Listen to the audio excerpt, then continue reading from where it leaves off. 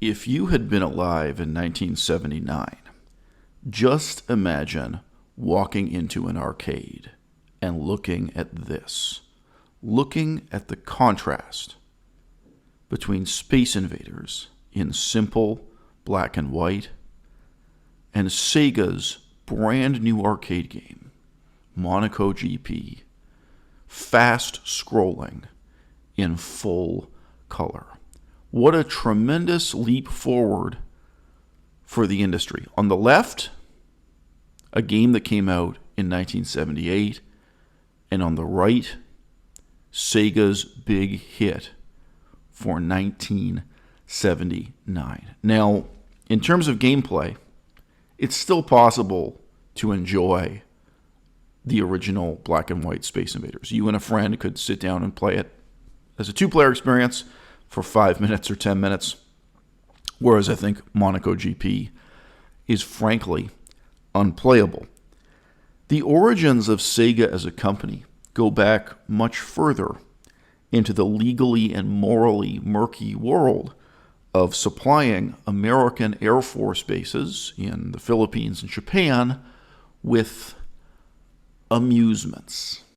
Sega and Taito both the company you see on the left-hand side of the screen and the company you see on the right, both were founded by Jewish entrepreneurs. Jewish entrepreneurs who decided to make their lives and make their fortunes in Japan. This was the moment when Sega as a company stepped forward from being a somewhat obscure supplier of jukeboxes and billiard tables to American Army bases, stepped forward to becoming a major creative force and entertainment giant. And I would say that the next big turning point in the history of the company was the arcade game Hang On.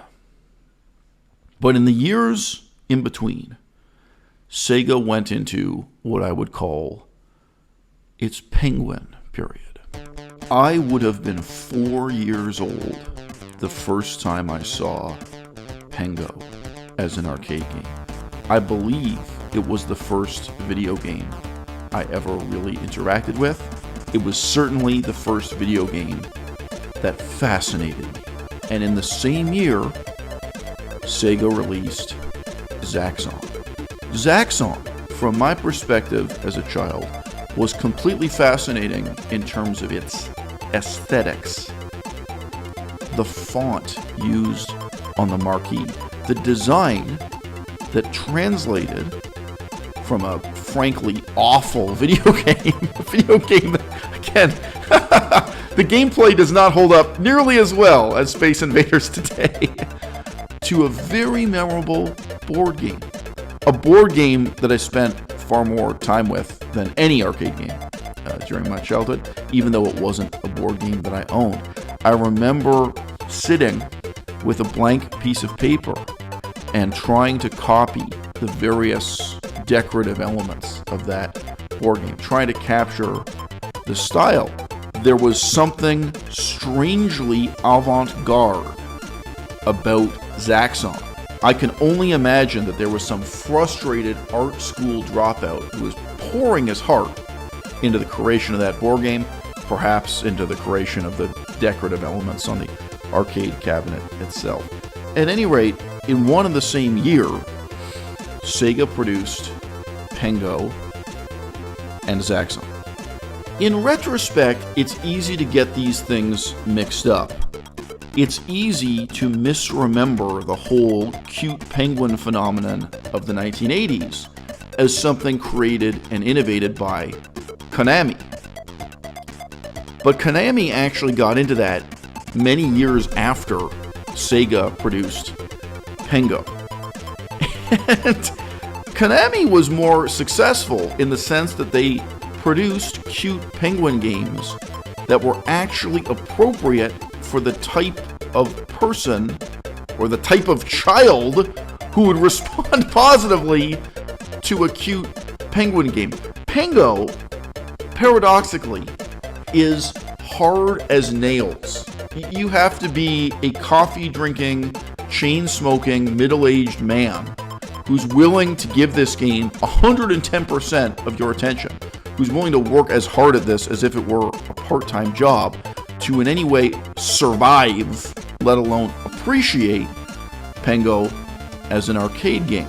It is also commonly said in retrospect that Pengo was not a big hit, that it wasn't very successful. Oh, but it was. Pengo was a huge hit. Pengo was massively successful. It just wasn't successful on Sega's own consoles. It was published for the Atari 2600, and it was published for the Atari 5200, a console that first came out in 1982. The game we're going to be choosing is a game called Pingo. Now, Pingo, it's made by Sega. It celebrated its 40th anniversary this year, and it came out in the arcade back in 1982. And I never even heard of this game until like 4 or 5 years ago. I was over at a place called Game Galaxy, and it was an arcade set up over there. It said Pingo. It had this cute little penguin on there, and I just couldn't resist. I went over there and played it, and I was addicted to the game. And I've gone back a few different times to Game Galaxy with intention to play Pingo. Now, Pingo did end up coming out on like the Game Gear, some of the Atari systems, but none of them were ever as good as the original arcade. Because Pengo was never on the Sega Master System, and it was never on the SG-1000, it has largely been forgotten.